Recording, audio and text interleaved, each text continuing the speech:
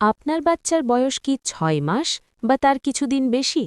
তাহলে এই ভিডিওটি আপনার জন্য।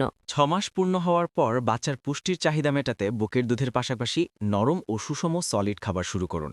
দিনে অন্তত ২ থেকে ৩ বার ১ অথবা ২ টেবিল চামচ খাবার দিন, যেমন সবজি সেদ্ধ, গাজর, মিষ্টি কুমড়া, ফলের পিউরি যেমন কলা, আপেল, ডাল ভাতের নরম খিচুড়ি বা সুজি। খাবারে সামান্য ঘি বা তেল যোগ করলে বাচ্চার জন্য উপকারী হবে।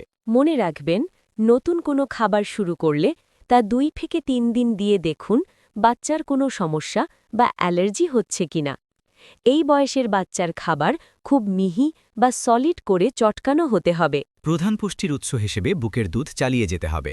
১ বছর পর্যন্ত খাবারে লবণ বা চিনি দিবেন না। চলুন জেনে নেওয়া যাক ৬ মাসের বাচ্চার খাবার তালিকা কেমন হতে পারে।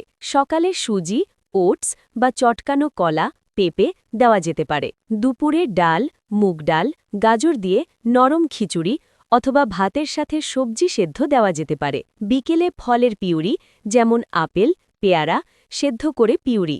সন্ধ্যা বা রাতে পাতলা সুজি বা সবজি সেদ্ধ প্রতিদিন খাবার দেওয়ার অভ্যাস করুন এবং ধীরে ধীরে খাবারের পরিমাণ ১-২ চামচ থেকে শুরু করে বাড়ান।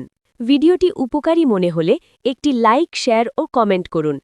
আরও এইরকম ভিডিও করতে চ্যানেলটিকে সাবস্ক্রাইব করুন। ভিডিওটি সম্পূর্ণ দেখার জন্য আপনাকে ধন্যবাদ।